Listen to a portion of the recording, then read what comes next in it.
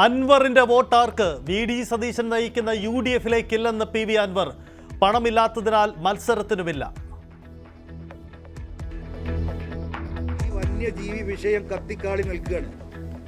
അതുകൊണ്ട് ജോയി തന്നെ ആയിരിക്കും സ്ഥാനാർത്ഥി. ഒരു അലയൻസ്, ഒരു ധാരണം സഹകരിച്ച് പോകാം. അത് പ്രഖ്യാപിക്കാൻ ഇത്രയും ദിവസങ്ങൾ നീണ്ടുപോയല്ലേ. 15-ാം തീയതി എറണാകുളത്ത് വെച്ച് അദ്ദേഹത്തെ കാണുമ്പോൾ 2 ദിവസത്തിനുള്ളിൽ പറയാമെന്ന് പറഞ്ഞു. അപ്പോൾ അദ്ദേഹം വിചാരിച്ചത് എന്താ അറിയോ, തെരഞ്ഞെടുപ്പ് ഉണ്ടാവില്ല. അപ്പോൾ ഈ വാലുമ കെട്ടിയിട്ട് ഇങ്ങനെ നടക്കാം. മനസ്സിലായില്ലേ?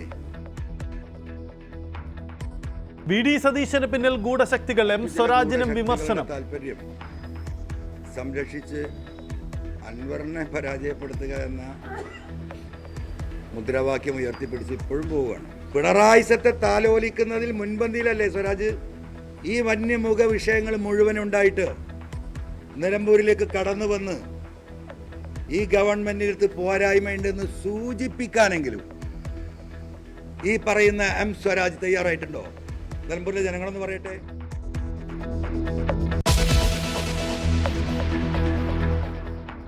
നിലമ്പൂരിൽ പോര് കൊഴുക്കുന്നു. LDF സ്ഥാനാർത്ഥി മണ്ഡലത്തിൽ എം സ്വരാജിന് വമ്പൻ വരവേൽപ്പൊരുക്കി പ്രവർത്തകർ.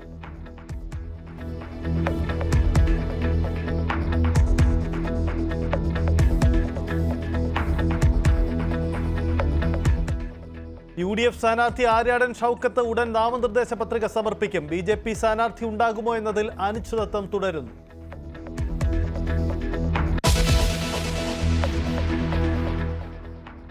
മലയോര മേഖലകളിൽ അതിശക്തമായ മഴ. കുട്ടനാട്ടിലെ താഴ്ന്ന പ്രദേശങ്ങൾ വെള്ളത്തിനടിയിൽ. 851 കുടുംബങ്ങളെ മാറ്റിപ്പാർപ്പിച്ചു. കൊല്ലം ആദിച്ചനല്ലൂരിൽ ദുരിതാശ്വാസ ക്യാമ്പ് തുറന്നു. വിഴിഞ്ഞത്ത് കാണാതായ മത്സ്യത്തൊഴിലാളികൾക്കായി തിരച്ചിൽ തുടരുന്നു. കാണാതായത് 9 പേരെ.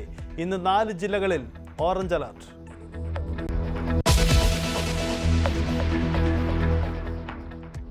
പാലക്കാട് അട്ടപ്പാടിയിൽ കാട്ടാന ആക്രമണത്തിൽ പരിക്കേറ്റയാൾ മരിച്ചത് ചീരക്കടവ് സ്വദേശി മല്ലൻ.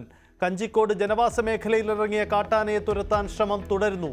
കുങ്കിയാനയെ എത്തിച്ച് കാട് കയറ്റാൻ ശ്രമം.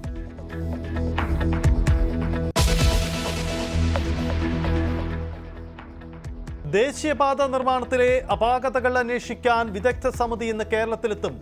NHA ചെയർമാന്റെ നേതൃത്വത്തിലുള്ള സംഘം തകർന്ന റോഡുകൾ പരിശോധിക്കും.